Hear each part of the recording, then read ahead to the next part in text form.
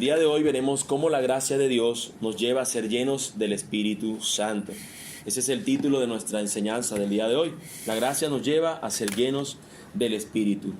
De hecho, la semana pasada nosotros damos un inicio o mencionamos un punto particular acerca de esto, de la importancia de una vida llena del Espíritu Santo. Y hablábamos que esta es una vida caracterizada no por no ser controlada por ninguna cosa, sino por ser controlada por la palabra de Dios, controlada por el Espíritu Santo. De hecho, eso es lo que significa la palabra que aquí utilizamos como llenos. Hablamos que no se trata como si fuésemos un vaso que de repente está vacío y se está llenando y otra vez parece que se le acabara el espíritu y otra vez se llena.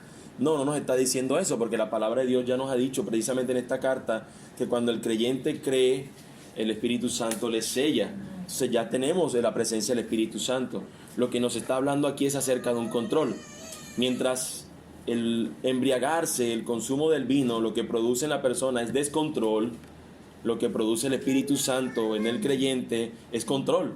Lo que busca el Espíritu Santo es controlar a esta persona para que ella viva conforme a lo que el Señor dice en su palabra. Es lo que significa estar lleno. Lo que busca entonces este pasaje, mis hermanos, es informarnos sobre lo que debe controlar a un cristiano. El versículo 18 nos dice: no os embriaguéis con vino. ¿Qué hay en el vino? Disolución. ¿Qué tenemos que nosotros ser llenos? O como si utilizando la misma expresión de ser embriagado, ¿con qué debería ser con lo que el cristiano se llena, se sacia? Con el Espíritu Santo. Ahora, la intención nuestra el día de hoy no es otra sino ver cómo luce una vida llena del Espíritu Santo, porque hemos dicho de que no debe ser embriagado, lleno de licor, sino que tiene que ser lleno del Espíritu. La pregunta entonces es, ¿cómo luce o cómo debe lucir una vida llena del Espíritu Santo? Ahora, si nosotros intentamos responder esta pregunta según nuestra propia interpretación, inventemos y podemos sacar infinidades de soluciones o de maneras de entender. Una vida llena del Espíritu tiene que ser esto y aquello. Pero realmente el texto es el que nos debe responder este interrogante. Para algunos, cuando hablan de la vida llena del Espíritu, se trata de una posesión momentánea que hace el espíritu de la vida de un creyente en un momento determinado. Normalmente esto ocurre en el momento de la alabanza a través de música que le denominan música de fuego. Y durante esta música que está sonando, creen que puede suceder esta llenura del Espíritu. También es posible que ellos lo puedan ver o lo puedan decir que sea esta llenura a través de una declaración profética de alguien. Y en ese momento se produce en su interior un frenesí, un descontrol total. Y para sorpresa nuestra, esto es lo que precisamente Pablo está advirtiendo que no debe ser. Es lo más increíble porque él dice, no embriaguen con vino, en él hay disolución, en él no hay control. Pero muchas veces se interpreta que cuando el Espíritu llena a una persona, lo que sucede es lo que Pablo precisamente está diciendo que no debería suceder, un descontrol. Y cuando suena este tipo de música, muchos entienden que el Espíritu Santo les domina y ya ellos salen fuera de sí y lo que empiezan a vivir es un frenesí en medio de la celebración o en medio de los cánticos. O cuando alguien hace una declaración profética, estas personas sienten que algo les entró, un corrientazo, y empiezan a hacer determinadas maneras de actuar, y eso se parece más al descontrol que produce cuando una persona está ebria que cuando una persona está en su sano juicio, que es exactamente lo contrario a lo que Pablo advierte. Pablo advierte que el andar de un cristiano no puede ser una vida descontrolada. ¿Cómo podría expresar un creyente a un no creyente que es alguien espiritual y que es controlado por Dios si cuando intenta expresar ese control esto nunca luzca como tal? Por ejemplo, imagínense que una persona quiere hablarle a otro del Señor y dice, oh Espíritu Santo, tómame, Señor, háblame. Y cuando le va a hablar a la otra persona, lo que empieza es a hacer una serie de actos que no tienen control. ¿Cómo sería posible poder compartir su fe? Algo tan básico que espera el Señor que hagamos. Si cuando esta persona dice que llena del Espíritu Santo, lo que hace es descontrolarse. Y yo les digo algo porque sinceramente me pasó.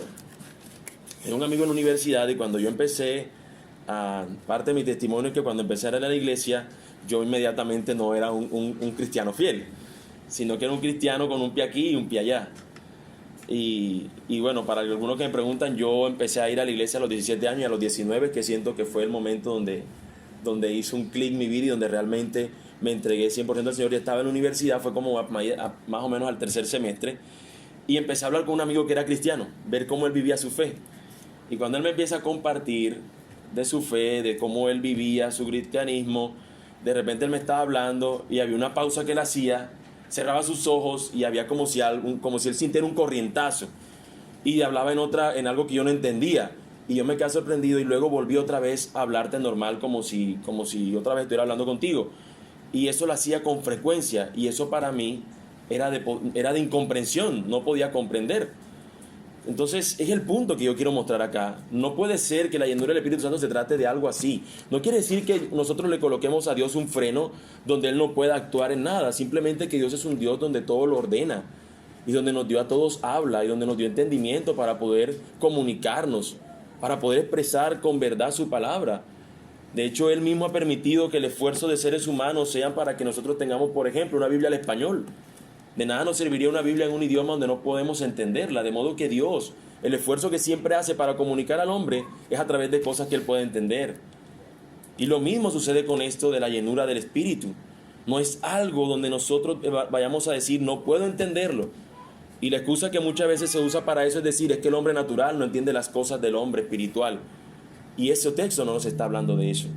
Una comprensión como esta acerca de la llenura del Espíritu Santo no solo es posible en algunas otras congregaciones, no, son otros hermanos los que pueden pensar así.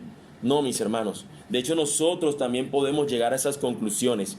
Porque si cuando nosotros nos preguntamos esto, ¿cómo es posible que Dios more en una persona y esto no produzca en esa persona algo diferente? Cuando nosotros nos decimos que el Espíritu Santo, Dios, mora en el creyente, nosotros nos podríamos preguntar, ¿y eso cómo? ¿Qué sucede después de eso? ¿Qué hace Dios? Si dice que ni aún el universo puede contenerlo, si aún la tierra es vista como el estrado de sus pies, ¿cómo será eso posible? Entonces nos imaginamos cosas como esa. No, eso debe ser que cuando el Señor entró, tiene que ser como un corrientazo, como cuando uno entra a un lugar frío. ¿No les ha pasado?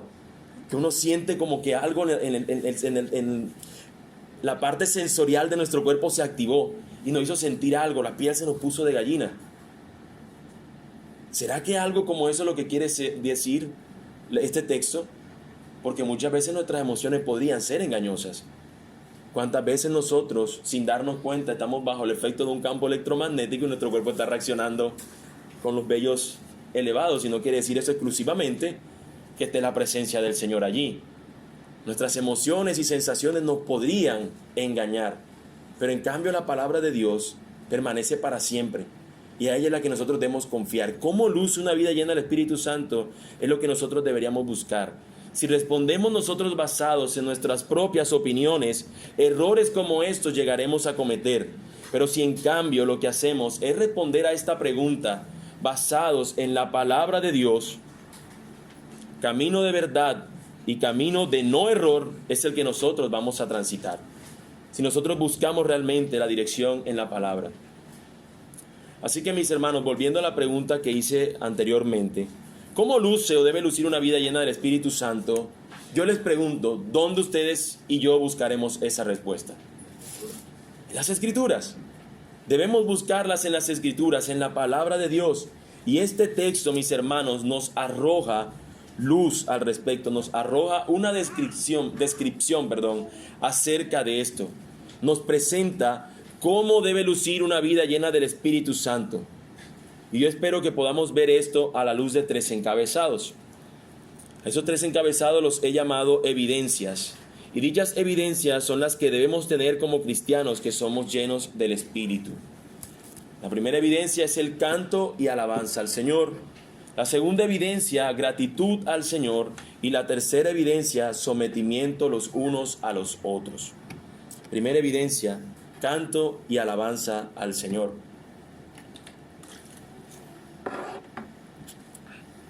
Versículo 19, hermanos.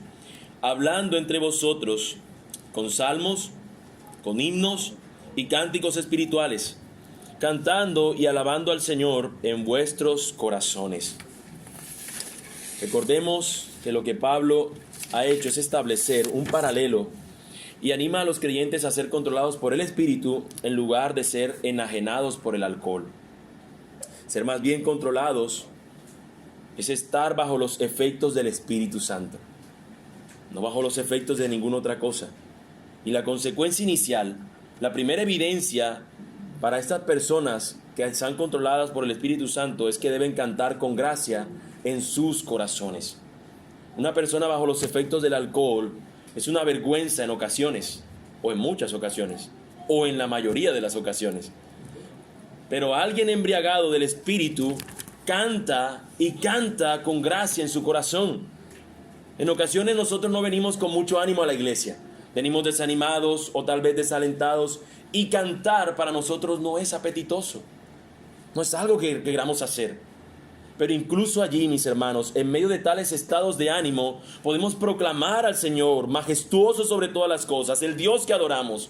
Incluso allí podemos cantar diciendo que Él es soberano, que Él es el Señor. Una vida llena del Espíritu Santo, la primera expresión que nos muestra este texto es que esa persona va a querer cantar alabanzas a su Dios. Va a querer expresar con todo tipo de expresión cánticos de alabanza, oración a su Dios. Y la pregunta es, ¿cómo haremos eso? ¿Qué tipos de cánticos nos pide el Señor que cantemos? Eso, mis hermanos, es lo que nos expresa este texto. Cuando nos dice, como una especie de 3 tipos de cantos, ¿no? Nos dice salmos, himnos y cánticos espirituales. Veamos, mis hermanos, a qué se refiere el texto con estas cosas. Con respecto a salmos, literalmente se refiere a cantar del libro de los salmos. Algunos han interpretado esto como música instrumental, ya que la palabra salmo se deriva de una palabra que es sayo, que significa tocar un instrumento de cuerdas, pero no tendría sentido interpretarlo de esa forma, porque acá nos dice en el texto que nosotros tenemos es hablando entre vosotros con salmo. ¿Cómo vas a hablar con un instrumento de cuerdas? ¿Con una guitarra? ¿O con alguna cosa de cuerdas? ¿Un arpa o algo así? ¿Cierto? Y si leemos el texto paralelo que está en Colosenses 3, nos vamos a encontrar que nos dice, canten entre vosotros, con salmos, con himnos y cánticos espirituales. Es muy cercano ese texto a este. Lo que nos está diciendo el texto con respecto a los salmos no es simplemente entonen o suenen una música de arpa o de cuerdas, sino que realmente nos está diciendo que hablemos entre nosotros con este tipo de cánticos. Esa interpretación, mis hermanos, no es correcta, como ya lo he dicho, porque la primera razón es que acá nos dice hablar entre nosotros, pero la segunda cosa que nos dice el texto es que debemos hablarla, o como lo decía en el otro texto paralelo, cantándola, y nosotros cantamos con nuestra voz. Eso no significa, mis hermanos, que la música instrumental sea inapropiada, simplemente que aquí el texto nos está hablando de algo muy particular.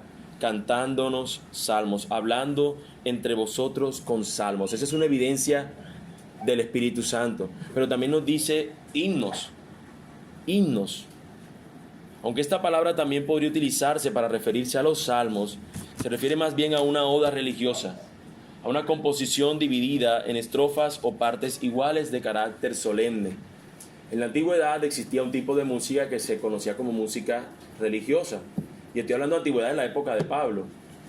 En ese momento existía un tipo de composición lírica donde tenía una métrica particular y las personas sabían que esas canciones eran de este tipo religioso. Lo que nos está pidiendo Pablo, de cierta manera, es que puedan también cantarse este tipo de canciones en la iglesia. Así que tenemos los salmos por un lado, el libro de los salmos, y también tenemos unas composiciones especiales para cantar en la iglesia con un mensaje espiritual o religioso, pero también nos expresa otro tipo de cántico y son los cánticos espirituales. Y los cánticos espirituales, la palabra cántico es un término general para cualquier palabra cantada. Nos está diciendo cántico. Cuando nosotros leamos en la palabra original, la palabra ahí en el original es odé, que significa simplemente cántico. Pero Pablo no dice simplemente canten un cántico, sino él menciona un cántico espiritual, y ahí es donde está el verdadero asunto. La palabra no se refiere a cualquier cántico, sino que se está diciendo que es un cántico espiritual, es más concreta, denota específica un sentido donde debe ser espiritual. El texto indica que cualquier cántico, desde algo tan específico como un salmo hasta algo tan general como cualquier palabra cantada, es bueno para cantar al Señor, para enseñarnos doctrina, para exhortarnos unos a otros, siempre y cuando sea espiritual. ¿Qué significa eso de espiritual? La palabra espiritual se refiere a algo que no es carnal, sino religioso o algo regenerado. Nosotros no podríamos cantar, y no estoy hablando del ritmo musical, estoy hablando en este caso de la letra. No vamos a entrar en discusión sobre qué tipo de género es válido o no para la iglesia. Eso sería otra cuestión aparte, otro tema aparte, y aquí nos vamos hasta la noche resolviendo ese asunto, si acaso. Simplemente estamos hablando de que estos cánticos espirituales, es espiritual, quiere decir que no es carnal. No van a incentivar a las personas a que empiecen a sentir una emoción hacia su lado carnal, sino que lo que está intentando hacer es que se cante una verdad, que se enseñe doctrina, que haya exhortación unos a los otros, aliento, cosas que tengan que ver con el espíritu, cosas que no tengan que ver con satisfacer deseos de la carne. Básicamente lo que nos está diciendo el cántico. Ahora, en ese orden existirán muchos tipos de canto. Cantos contemplativos, donde contemplamos a Dios y una verdad acerca de Él. Cánticos meditativos, donde meditamos acerca de cómo Dios ha obrado en su pueblo. Y cánticos congregacionales, porque recordemos, no todas las canciones cristianas que escuchamos pueden ser cantadas en el contexto de una iglesia local, porque no tendría el mismo sentido por lo mismo que está diciendo el cántico o cómo está compuesto ese cántico. Para poder redondear esto, mis hermanos, quisiera utilizar las palabras del comentarista bíblico Hendrickson. Hablando de esto, él dice: el punto a recalcar es que los creyentes deben hablarse unos a otros por medio de estos salmos e himnos y cánticos espirituales. No se trata de una mera recitación de lo que hayan aprendido de memoria. Y él utiliza esta ilustración. Hija, ¿sabes que tu Redentor vive? El director le pregunta a la solista, el director de canto le pregunta a la muchacha solista: hija, ¿sabes que tu Redentor vive? La muchacha le responde: sí, claro. Entonces él prosigue y le dice: entonces cántalo otra vez, pero esta vez haz que lo sintamos. Así lo hizo ella, y hubo lágrimas de gozo y acción de gracias en todos los ojos. No quiere decir esto que tenemos que llorar o expresarnos de esta manera cuando cantamos.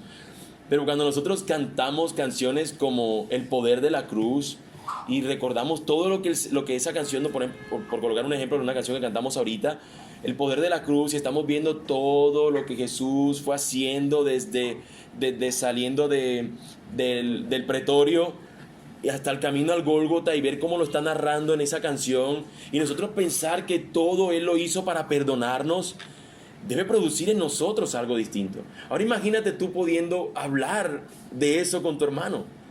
¡Qué verdad tan increíble! ¡Wow! Me perdonó a mí y a ti también.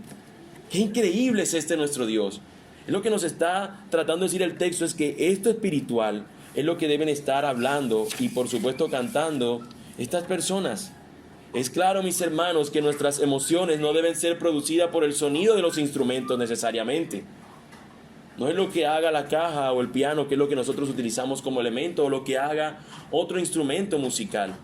Lo que debe producir en nosotros esta emoción, esta celebración, si podríamos decirlo así, es la verdad que nosotros estamos cantando. Es lo que esa verdad expresada produce en nuestras vidas. Como el hecho como lo que cantamos hoy, de saber que nuestro Salvador entregó su vida por nosotros. ¿Qué produce en ti y en mí? Cómo esa verdad nos afecta mientras la cantamos. Esto lo hacemos de corazón, como nos dice el texto, en la parte B del versículo: cantando y alabando al Señor en vuestros corazones.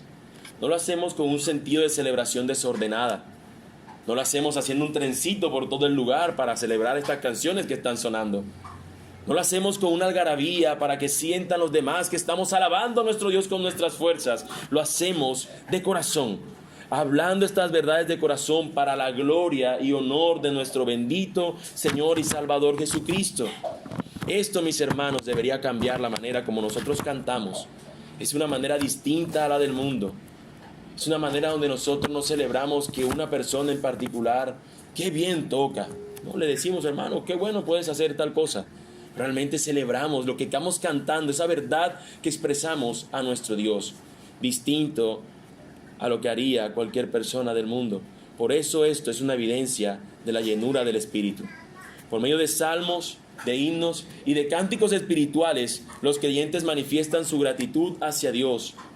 Y precisamente, mis hermanos, ese es nuestro segundo encabezado.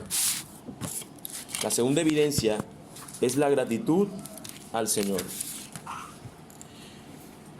Versículo 20, dando siempre gracias por todo al Dios y Padre en el nombre de nuestro Señor Jesucristo. La gratitud, mis hermanos, es definida como sentimiento de estima y reconocimiento que una persona tiene hacia quien le ha hecho un favor o prestado un servicio por el cual desea corresponderle. Es necesario decir que esta gratitud debe ser una característica que debe estar presente en la vida del creyente, ya que él sabe que todo lo que él posee viene del Señor. Y permítanme hablarle aquí a los niños y a los jóvenes. Lo que ustedes tienen no vienen de sus padres. Lo que ustedes reciben, por más que tú veas a tu papá que saca del bolsillo, es el Señor Dios Todopoderoso y Proveedor que les ha dado a ellos la posibilidad de hacerlo. De modo que si tú le agradeces a tu padre por lo que hace, deberías agradecerle más al Señor que le ha dado a él para poder llevar todo lo que tiene en casa. Es necesario decirlo, mis hermanos, y decir que esta característica debe estar presente en la vida del creyente, ya que él sabe que todo lo que él posee viene del Señor y que todo el tiempo él nos da lo que necesitamos. Su mayor muestra de amor y de favor a nosotros ha sido el haber tomado nuestro lugar en la cruz. ¿Dónde tú y yo podríamos decir que el Señor ha hecho algo para que yo le agradezca? Si al final cualquiera de nosotros pudiera decir, mira, yo soy el que me esfuerzo, yo soy quien me levanto temprano, yo soy quien tomo el bus, o yo soy quien manejo mi automóvil, yo soy el que va a trabajar, yo soy el que se mueve el lomo, yo soy el que hago todo y todo viene por mí. Pues mi hermano, que tú, amigo que estás acá, aunque tú no veas que Dios está haciendo algo por ti, si lo demás no lo consideras con que Él es el que te da la fuerza, con que Él es el que te da el ánimo, Él fue el que te dio ese trabajo, Él fue el que te dio todas las cosas que tienes, hay una muestra mayor que tú y yo no puede hacer, eso no lo puede hacer nadie por ti. Y es haber entregado a su Hijo unigénito para salvarnos. En tu propia fuerza tú no podías lograr salvarte. Y el Señor ya mostró su amor. De hecho, la Escritura nos dice que Dios muestra su amor por nosotros en que siendo pecadores, Cristo murió por nosotros. Si todo lo demás dependiera solamente de ti, tú eres el todopoderoso, el fuerte, esto sería suficiente. Si lo demás tú dirías, yo no voy a agradecerle a Dios por esto. Como recuerdo que era de una caricatura, que es esa frase, Señor, nosotros pagamos por todo esto, así que gracias por nada. Decía aquella caricatura cuando iba a orar por los alimentos. Si aún todo lo demás tú pudieras decir, yo esto lo pagué, yo esto lo hice, esta casa me la compré con mi dinero, todo esto lo hice yo, ¿qué harías con la obra de la cruz? La cruz sigue hablando y sigue mostrando que esa es la máxima muestra de amor y de favor del Señor para con nosotros. Todo lo demás lo ha dado Él, pero si aún tú en tu necedad siguieras diciendo lo contrario, esto tú no puedes negarlo. Esa es la máxima muestra de amor del Señor. Nosotros estábamos muertos en delitos y pecados y Él nos dio vida. Nosotros éramos sus enemigos y Él nos mostró su favor. Nosotros éramos contrarios a Él y Él nos buscó. Él nos rescató. Este texto, mis amados amigos, mis hermanos, nos muestra algunas cosas respecto a la gratitud. Primero, que siempre debemos dar gracias. Lo primero que nos dice el texto es, dando siempre gracias. Siempre nosotros debemos dar gracias. Cuando hemos recibido del favor del Señor en algo, demos gracias. Por ejemplo, nosotros lo hacemos, o bueno, creo que un cristiano o la mayoría lo hacemos cuando comemos nuestros alimentos, ¿no? Le agradecemos al Señor. Pero por todo lo que recibimos, nosotros deberíamos dar gracias. Pero no solamente cuando recibimos el favor de Dios, cuando estamos en medio de la angustia y aún no hay respuesta. ¿Sabes qué deberíamos hacer? Dar gracias.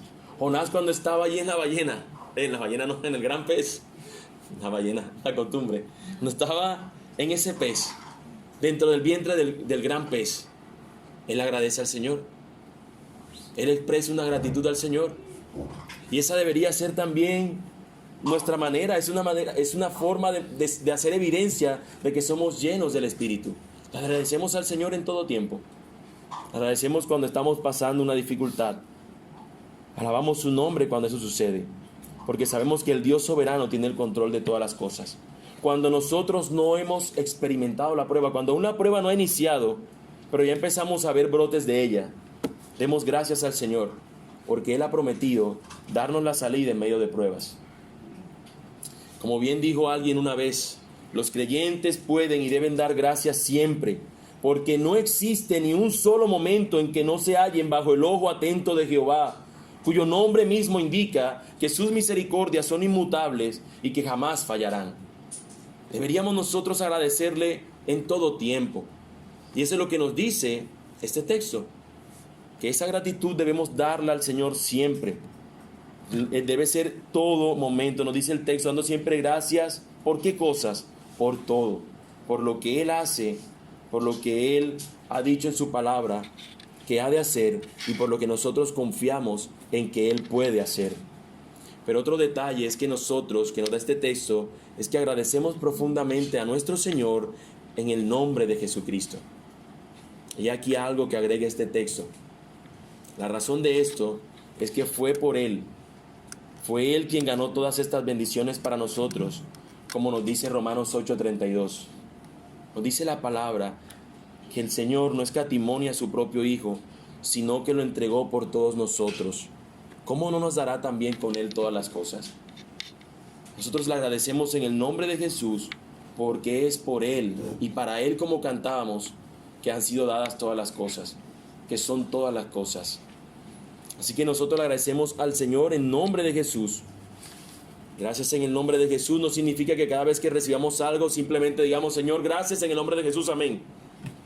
No, significa que tú dices, Señor, gracias, porque no mereciéndolo, por lo que Cristo hizo, yo lo he recibido, gracias. Eso es agradecerlo en el nombre de Jesús, por Él y para Él son todas las cosas, gracias, Señor. Mis hermanos, nosotros vemos que un cristiano lleno del Espíritu Santo canta al Señor, agradece al Señor, pero algo que deben evidenciar estos cristianos es armonía entre ellos. De allí que Pablo menciona esta evidencia. Tercera evidencia, sometimiento unos a otros. Nos dice el texto, someteos unos a otros en el temor de Dios. Y yo espero que pronto usted no se confunda, porque usamos la versión Reina Valera, y hay un título allí, y la manera como empieza el versículo 21 y como terminó el versículo anterior nos hace pensar que es otra nueva idea. Pero aunque allí tiene un punto, realmente en otras versiones nos da la intención que esta idea continúa para poder luego Pablo hablar del sometimiento en cada una de ciertas relaciones. De modo que podríamos nosotros, como lo dice la versión de las Américas, nos dice, después de haber dicho, dando siempre gracias por todo al Dios y Padre en el nombre de nuestro Señor Jesucristo, sometiéndonos unos a otros en reverencia al Señor, o al Señor Jesucristo, creo que es que dice. Entonces es la misma idea, continúa con una idea de que la misma evidencia del Espíritu Santo es también dada a través del sometimiento los unos a los otros. En un coro, mis hermanos, está un director del coro y cada cantante debe saber su lugar, de modo que su voz pueda combinarse con la de los otros miembros de ese coro, cada uno sabiendo lo que le corresponde, en qué momento debe hacer su entrada. Así debería ser el actuar de los cristianos llenos del Espíritu. Imagínate que en una coral, vamos a simplemente a los que tienen de pronto alguna idea, vamos a mencionar algunas voces, probablemente me equivoque, pero vamos a suponer un tenor, un bajo en el lado de los hombres y una soprano y una contralto en el lado de las mujeres. Y de repente, cuando va el director del coro e inicia, da la señal para que inicie la canción, de pronto tiene que iniciar solamente los tenores y de este lado la soprano, y de repente el bajo dice, no señor, yo hoy no quiero eso, yo hoy quiero cantar como el tenor. Y los que no saben, de pronto tienen más o menos idea, el hecho de que una persona la cataloguen dentro de un tipo de voz es porque su registro vocal no le permite llegar a las notas que llega a la otra persona. Entonces, por más que te quisiera hacerlo, muy probablemente tendría que utilizar algún artilugio falso para poder alcanzar determinadas notas, o probablemente no pudiera llegar de la manera más correcta, o simplemente no llegar a dar esa otra melodía. O imagínense que de pronto viene en la canción un momento donde ciertas voces tendrían que expresarse y de pronto otra dice, no, yo lo voy a hacer antes. Y causa una disonancia ahí entre el coro que se está intentando cantar. Imagínense si nosotros como cristianos anduviésemos de esa manera, no teniendo en cuenta la directriz del director del coro, sino haciendo cada uno la voz en el momento que quiera hacerla. Y no estoy hablando del momento del canto todos, sino si nosotros quisiéramos vivir sin tener en cuenta a nuestro hermano, a aquel semejante a nosotros, a nuestro prójimo, a aquel por el cual el Señor dio su vida. Es algo similar lo que nos dice este texto. Es una actitud de humildad caracterizada por amar al otro, lo que nos expresa esto aquí. Nosotros somos muy reacios a aceptar un mandato como este de someternos unos a otros. Preferimos mejor ver esto como una sugerencia. Tal vez Pablo ahí no está diciendo que tiene que ser así. Tal vez Pablo está sugiriendo, mira, si quieres te sometes al otro. Porque solamente la palabra someter nos causa en nuestro corazón un deseo de no querer hacerlo. ¿Yo por qué me voy a someter a ese hermano? ¿Por qué yo debo considerarlo a él? ¿Por qué? No, Pablo está equivocado. Eso no puede ser una evidencia del Espíritu Santo. Pero se nos olvida, mis hermanos, que Pablo inició la idea, el 4º capítulo, recuerden, que es la parte práctica. Pablo lo inició precisamente con esta idea. Pablo nos dice, recordemos lo que dice el versículo 2 y 3, con toda humildad y mansedumbre, soportándoos con paciencia los unos a los otros, solícitos en guardar la unidad en el espíritu, del espíritu en el vínculo de la paz. Este asunto de con humildad y mansedumbre, hermanos, la humildad tiene que ver con esto de someterse. Yo soy humilde y reconozco que este hermano es superior a mí, pero ese otro hermano también me ve a mí y en humildad él reconoce que es superior. ¿Sabes cuándo eso se convierte en un equilibrio? Cuando yo considero al otro como superior y este como superior, y todos saben que en el Señor son iguales. Por más que algunos tengan, como veíamos en la lección de la mañana, todos somos iguales, aunque todos tengamos una función distinta en el servicio al Señor. Esta idea del sometimiento, no pensemos que es un invento de Pablo. A ese Pablo, un desocupado, ¿cómo va a inventar eso? No, esto no es algo sin sentido que Pablo se inventó. Fue nuestro mismo Señor Jesucristo quien nos mostró esto de someternos los unos a los otros, cuando Él expresó que cada discípulo debía estar dispuesto a ser el más pequeño o a ser el menor de entre los otros. Cada uno de ustedes debe ser el menor. O cuando el Señor les enseñó a ser considerados siervos de los demás, cuando les lavó los pies. Quien empezó con esta idea fue nuestro mismo Señor. Pero si queremos aún ver un ejemplo mayor a este, Pablo nos los da en Filipenses capítulo 2. Y yo espero que ustedes puedan acompañarme y leer Filipenses 2 del 1 al 11.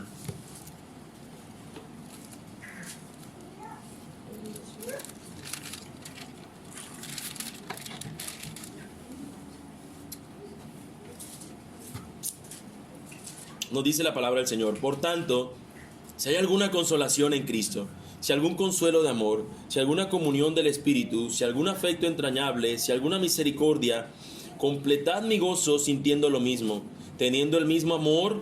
Ahí se empieza a formar esta idea, unánimes, sintiendo una misma cosa, una unidad, ¿cierto? Pero ahora miren lo que dice el versículo 3, nada hagáis por contienda o por vanagloria, antes bien con humildad.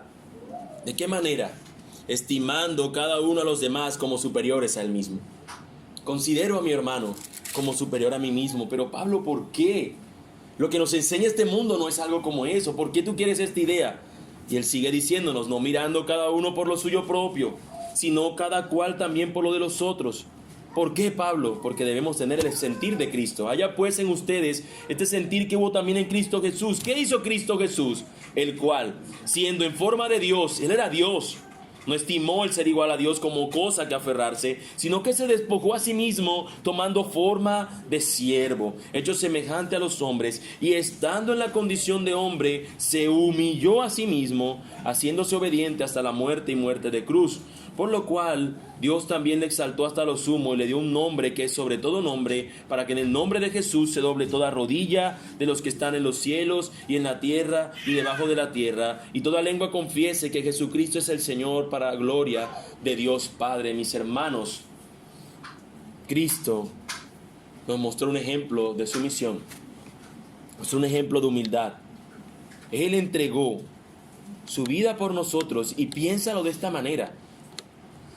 Jesús se consideró peor que los demás, porque Él cargó los pecados siendo Él no teniendo ningún pecado. Cargó el pecado de estos que Él iba a salvar. Esta idea no es un invento de Pablo, es una idea que vemos nosotros en nuestro mismo Señor.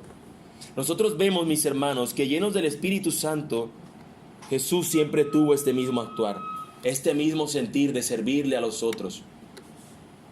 Y yo te pregunto, si esto estuvo en Jesús, ¿qué se espera de nosotros? Si este sentir estuvo en Cristo, ¿qué se espera de nosotros? El mismo. Mis hermanos, esta evidencia que se espera de nosotros es que nos sometamos los unos a otros en reverencia a Cristo, en honor a Cristo, en alabanza a Cristo, por la causa de Cristo, por el ejemplo de Cristo. Finalmente, mis hermanos, es así como se ve en nosotros evidencia de la llenura del Espíritu. La gracia por la que hemos sido salvos nos impulsa a ser controlados por el Espíritu Santo, y esto se ve de manera armoniosa en cómo cantamos, en cómo somos agradecidos al Señor en todo tiempo y cómo nos sometemos en amor los unos a los otros. Y yo te digo entonces, medita en estas cosas, hermano. Tus conversaciones con tus hermanos de la iglesia, en la iglesia, ¿incluyen estos cantos al Señor? Tus conversaciones, como nos dice este texto, son cantos, son himnos, son cánticos espirituales, cantando y alabando al Señor en nuestros corazones. ¿Son tus conversaciones con los hermanos en la iglesia cánticos al Señor? En tu diario vivir, ¿qué canta tu corazón? ¿Qué es lo que cantamos a diario? Y no estoy hablando de qué emisora sintonizamos, estoy queriendo ser un poco, ilustrativo. ¿Qué es nuestra expresión diaria? ¿A qué alabamos? ¿A qué Dios nosotros adoramos? ¿Al Dios que produce nuestro corazón o al Dios donde debemos nosotros rendir toda nuestra alabanza, exaltación? En tu diario vivir, ¿qué canta tu corazón? A diario, ¿eres agradecido con el Señor por la vida que te ha dado? ¿Por las cosas que Él te ha dado? ¿Por las cosas que has recibido de Él? ¿Eres agradecido con el Señor? Y una última pregunta para que pudieras meditar en ella. ¿Cómo cambiaría nuestra vida si nos sometemos a otros? Si consideramos a nuestro hermano como superior a nosotros mismos. ¿Cómo cambiaría tu vida si tú consideras al otro como superior? Estas y muchas otras preguntas deberían hacernos meditar acerca de cómo vivir vidas llenas del Espíritu. Que el Señor nos ayude, mis hermanos, a que demos frutos de vidas transformadas por su palabra. Dice la palabra, voy a leerlo para ustedes, que algo similar sucederá en el tiempo final. Y vi en la mano derecha del que estaba sentado en el trono un libro escrito por dentro y por fuera, sellado con 7 sellos. Y vi un ángel fuerte que pregonaba a gran voz: ¿quién es digno de abrir el libro y desatar sus sellos? Y ninguno, ni en el cielo, ni en la tierra, ni debajo de la tierra podría abrir el libro, ni aun mirarlo. Y lloraba yo mucho porque no se había hallado a ninguno digno de abrir el libro, ni de leerlo, ni de mirarlo. Y cuando uno de los ancianos me dijo: no llores, he aquí que el león de la tribu de Judá, la raíz de David, ha vencido para abrir el libro y desatar sus 7 sellos. Y miré, y vi que en medio del trono y de los 4 seres vivientes y en medio de los ancianos estaba en pie un cordero, como inmolado, que tenía 7 cuernos y 7 ojos, los cuales son los 7 espíritus de Dios enviados por toda la tierra. Y vino y tomó el libro de la mano derecha del que estaba sentado en el trono.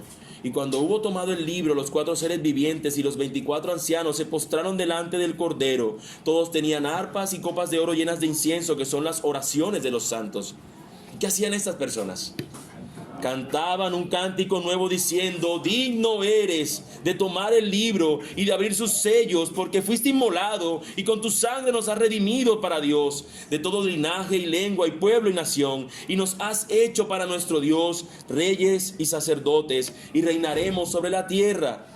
Y miré, Y oí la voz de muchos ángeles alrededor del trono, y de los seres vivientes y de los ancianos, y su número era millones de millones, que decían a gran voz: el Cordero que fue inmolado es digno de tomar el poder, la riqueza, la sabiduría, la fortaleza, la honra, la gloria y la alabanza.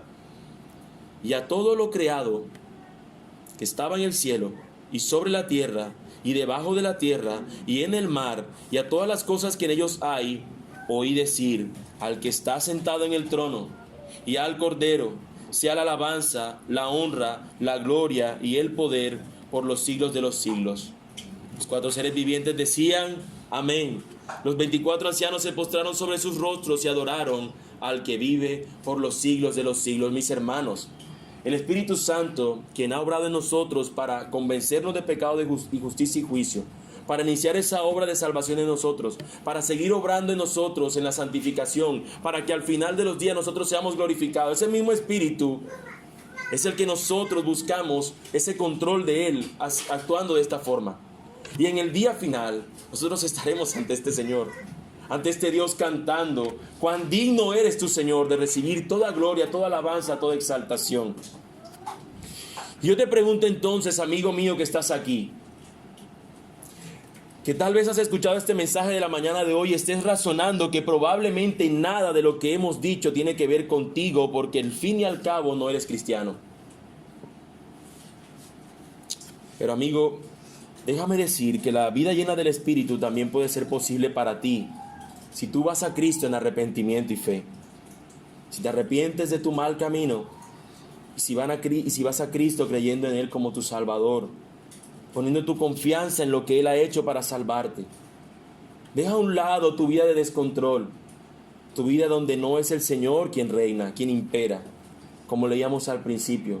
Y en cambio, ve a Jesús, quien tiene el poder para cambiarte y hacer de ti una nueva creación. Ve a Cristo, mi amigo. No esperes más. Ve ahora. Oremos. Amado Dios y Padre, Señor, te damos